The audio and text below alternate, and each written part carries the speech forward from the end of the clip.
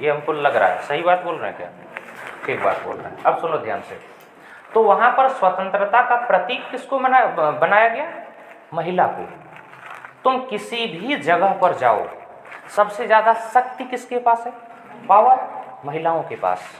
हम लोगों के यहाँ पर एक पूजा किया जाता है, आदि शक्ति भगवती। उसका क्या ठो हाथ दिखाया गया? 10 ठो, और 10 में शस्त्र है। ठीक है, समझ रहे हो बात को?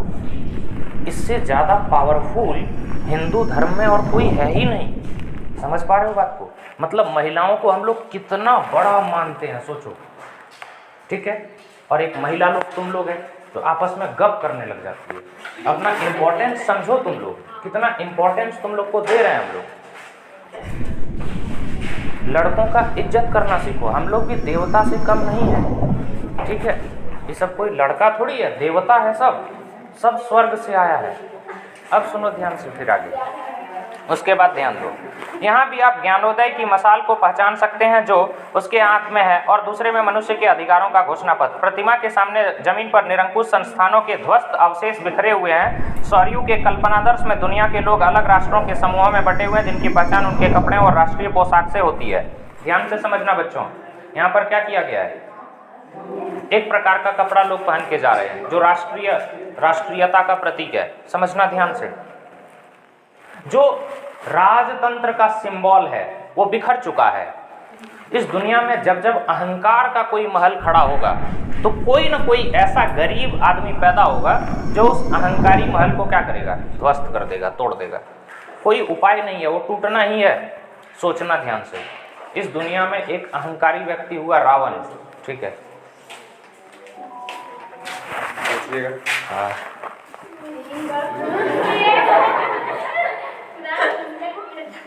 अब सोचो ध्यान से।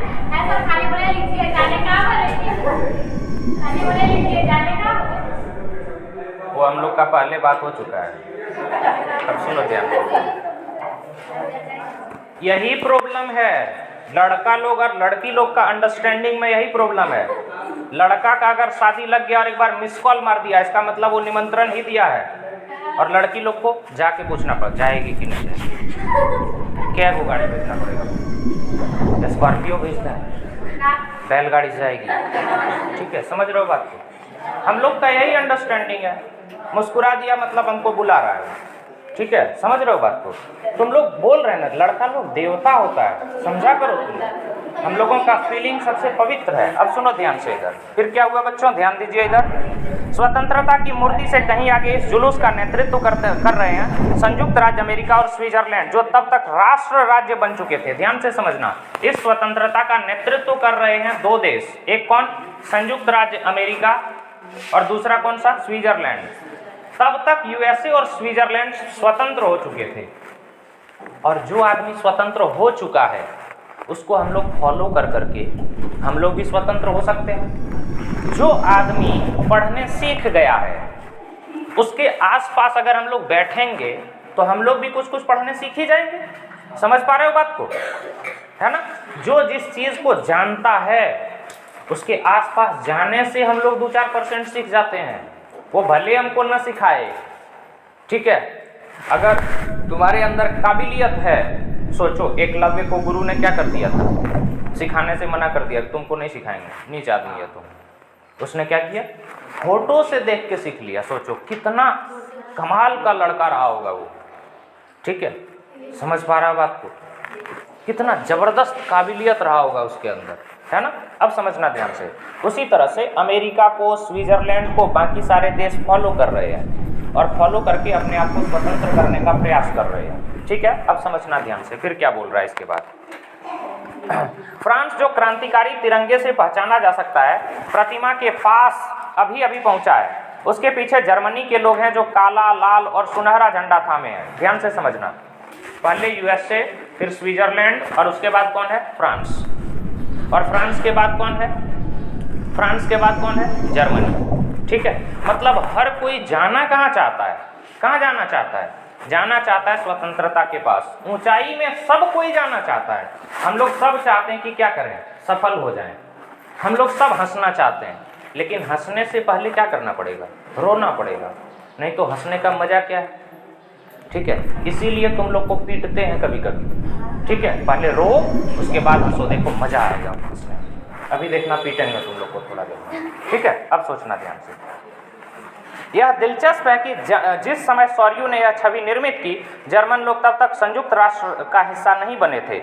जो वो झंडा थामे हुए वह 1848 की उदारवादी उम्मीदों की अभिव्यक्ति है, जिसमें अनेक जर्मन भाषी रियासतों को एक प्रजातांत्रिक संविधान के अंतर्गत एक राष्ट्र राज्य में गठित करने की चाह थी। ध्यान से समझना, 1848 तक जर्मनी फ्री नहीं था। फ्री नहीं था कहने का मतलब वो राजतांत्रिक देश था, राजा का शासन था, संविधान वहाँ पर नहीं था, ठीक है। समझ रहे हो बात को? जर्मनी तब तक अपने आप को राजतांत्रिक में ही गठित करने का प्रयास कर रहा था, ठीक है। समझ पा रहे हो बात को? बहुत बढ़िया, ध्यान से समझना। भास्कर कुमार इधर ध्यान दो, तुम्ही को पढ़ाने आए हैं, ध्यान दो। जर्मन लोगों के बाद ऑस्ट्रिया, 2 सिसिलियों की राजशाही, Lombardy, Poland, England, Ireland, Hungary और रूस के लोग हैं। इसके बाद बहुत सारे लोगों का लाइन लगा हुआ है, बाकी सारे देशों का, ठीक है। अब सुनना ध्यान से बच्चों, फिर क्या बोल रहा है। ऊपर स्वर्ग से ईसा मसीह, संत और फरिश्ते इस दृश्य पर अपनी नजरें जमाए हुए हैं। चित्रकार ने उनका इस्तेमाल दुनिया के राष्ट्रों के बीच भाईचारे के प्रतीक के रूप में किया है। ध्यान से समझना बच्चों, ऊपर से भगवान देख रहे हैं, ठीक है ना। जब कोई अच्छा काम कोई कर रहा होता है तो भगवान ऊपर से देख रहे होते हैं, ठीक है। समझ रहे हो बात को? जैसे तुम लोग कितना पवित्र काम कर रहा है, पढ़ रहा है बैठ के, सोचो तो भगवान तुम लोगों को ऊपर से देख रहे हैं, ठीक है। समझ पा रहे हो बात को, है ना। और हम पढ़ा रहे हैं तो भगवान आसपास से ही कहीं से देख रहे हैं, ठीक है। समझ रहे हो बात को? क्योंकि हम पढ़ा रहे हैं, तुम लोग को दूर से देखेगा। अब सोचो ध्यान से, फिर क्या हुआ इसके बाद। इस अध्याय में ऐसे कई विषय उठाए जाएंगे जिनकी काल्पनिक अभिव्यक्ति सॉर्यू ने चित्र 1 में की थी। 19वीं सदी के दौरान राष्ट्रवाद एक ऐसी ताकत बनकर उभरा जिसने यूरोप के राजनीतिक और मानसिक जगत में भारी परिवर्तन ला दिए। ध्यान से समझना बच्चों, क्या बोल रहा है रे।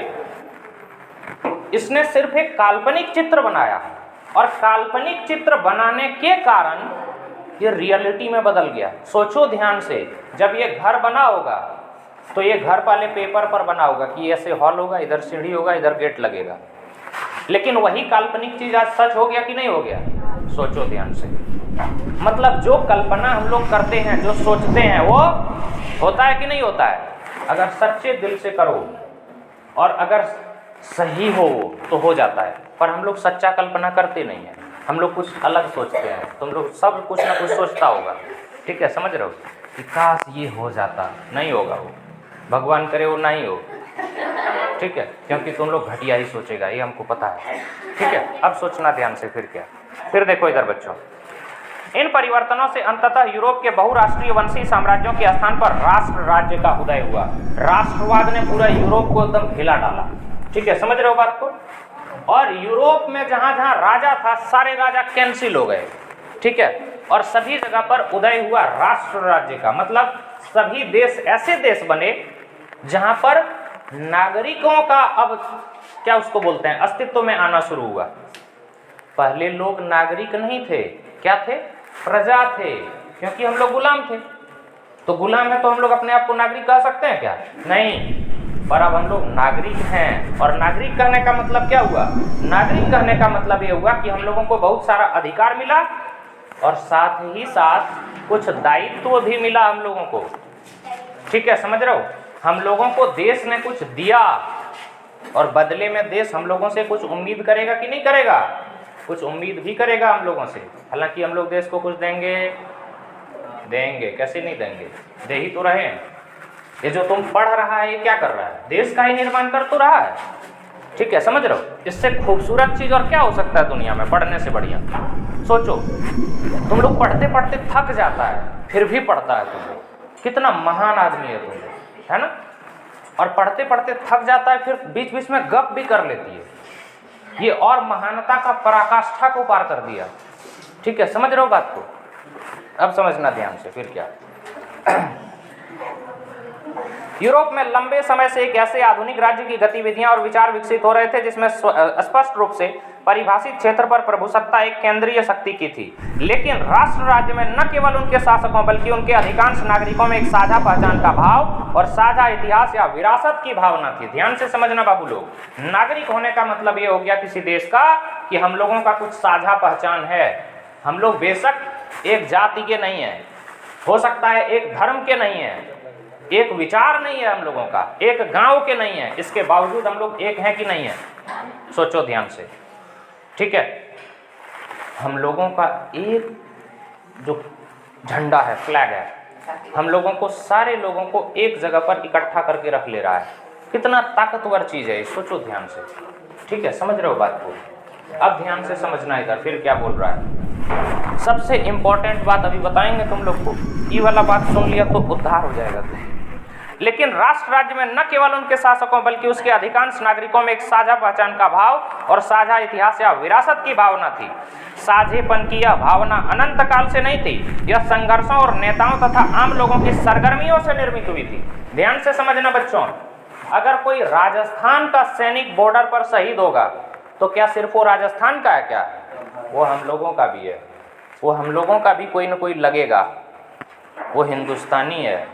लगेगा मतलब रिश्ता खोजने नहीं जाना है, रिश्ता से भी बढ़कर कुछ होता है। रिश्ता तो हम लोगों का अपने लोगों से होता है, वही लोग जो बाद में तंग करने लग जाएंगे। और हम लोगों का दोस्तों से कोई रिश्ता नहीं होता है, इसके बावजूद हम लोगों को अच्छा किसके साथ लगेगा? दोस्तों के साथ, ठीक है। समझ रहे हो बात को? क्योंकि उल्टा पुल्टा हरकत वही सब सिखाता है। गधों सुधर जाओ। अब ध्यान दो इधर, इसके बाद ध्यान दो। यह अध्याय उन विविध प्रक्रियाओं पर प्रकाश डालेगा जिनके तहत 19वीं सदी के यूरोप में राष्ट्र राज्य और राष्ट्रवाद अस्तित्व में आए। तो बाबू ध्यान से समझना, हम लोग इस चैप्टर में पढ़ेंगे दो चीजों के बारे में, राष्ट्रवाद और राष्ट्र राज्य के बारे में। सोचो, एक तो छोटा सा कल्पना जो फ्रेडरिक सॉर्यू ने 4 पिक्चर के माध्यम से शो किया, उससे पूरा यूरोप क्या हो गया? उसके प्रभाव में आ गया। एक आदमी कितना बड़ा बदलाव ला सकता है, सोचो ध्यान से।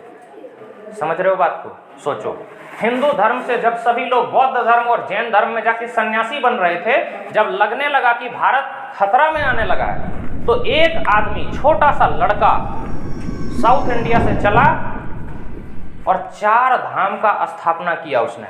32 साल में वो मर गया लड़का, 32 साल का जवान लड़का, और हिंदू धर्म को फिर हिंदू धर्म के रूप में खड़ा करके गया वो शंकराचार्य। समझ पा रहे हो बात को? अगर कोई आदमी ठान ले, अगर कोई अपना विचार सही तरीके से प्रस्तुत करने लग जाए तो क्या करेगा? दुनिया को बदल डालेगा वो। समझ रहे हो बात को? अब समझना ध्यान से फिर क्या बोल रहा है इसके बाद। फ्रांसीसी क्रांति और राष्ट्र का विचार, ये वाला टॉपिक पढ़ाने से पहले थोड़ा सा हम रुक लेते हैं। हाँ बच्चों ध्यान दीजिए। अरे बाबू लोग, फ्रांसीसी क्रांति और राष्ट्र का विचार समझने की कोशिश करो बाबू लोग, ध्यान से समझना। हम लोग जो है ना, कोई भी विचार जो होता है वो पहले इतना सरल और इतना छोटा और इतने निम्न स्तर का होता है ना कि उसको बहुत सारे लोग जानते नहीं हैं, ठीक है ना। सोचो कितना बढ़िया हम पढ़ा रहे हैं, लेकिन लोग मेरे पास पढ़ने आ ही नहीं रहा है। तो इसीलिए तुम लोग एक काम करना, आसपास में जो लोग हैं उसको बताओ कि हम यहाँ बहुत बढ़िया पढ़ा रहे हैं, सब मेरे पास पढ़ने आएगा, ठीक है। अब सुनो ध्यान से। राष्ट्रवाद की पहली स्पष्ट अभिव्यक्ति 1789 में फ्रांसीसी क्रांति के साथ हुई। ध्यान से समझना बच्चों, याद करो तुम लोग, अरे बच्चों याद करो, याद करो 1789 का वो समय जब फ्रांस में रिवॉल्यूशन शुरू हुआ था, ठीक है, हुआ था। बास्तिल का किला को उखाड़ के फेंक दिया था, है ना। 1789 फ्रेंच रिवॉल्यूशन हुआ था कि नहीं? 9th का ये टॉपिक। अब सुनो ध्यान से, वहां से फ्रांसीसी क्रांति शुरू हुई। समझ पा रहे हो बात को? तुम लोग इतना महान आदमी बनेगा आगे जाकर के, हालांकि बन ही गया है, तुम लोग थोड़ा थोड़ा तो बन ही गया है, ठीक है। लेकिन बनने का शुरू कहाँ से हुआ था? जब पहला क्लास में तुम्हारा एडमिशन हुआ, वहीं से तुम महान बनने शुरू हो गया, ठीक है। इसको सीरियसली ले मत लेना, पढ़ना पड़ेगा तब बनेगा। अब ध्यान दो, जैसा कि आपको याद होगा 1789 में फ्रांस एक राज्य था जिसके संपूर्ण भूभाग पर एक निरंकुश राजा का आधिपत्य था। फ्रांसीसी क्रांति से जो राजनीतिक और संवैधानिक बदलाव हुए उनसे प्रभुसत्ता राजतंत्र से निकलकर फ्रांसीसी नागरिकों के समूह में हस्तांतरित हो गई। क्रांति ने घोषणा की अब लोगों द्वारा राष्ट्र का गठन होगा और वही उसकी नियति तय करेंगे। ध्यान से समझना, 2-3 बात यहाँ पर समझने की कोशिश करना। पहले फ्रांस का शासन किसके पास था? वहां के राजा के पास, लुई 16वां के पास। लेकिन लुई 16वां बहुत ही निरंकुश शासक था। वो सिर्फ तीसरे एस्टेट के गरीब लोगों से सिर्फ कर्जा वसूलता था। और गरीब लोगों से कर्जा वसूलना ये बहादुरी है क्या, बेवकूफ़ी है?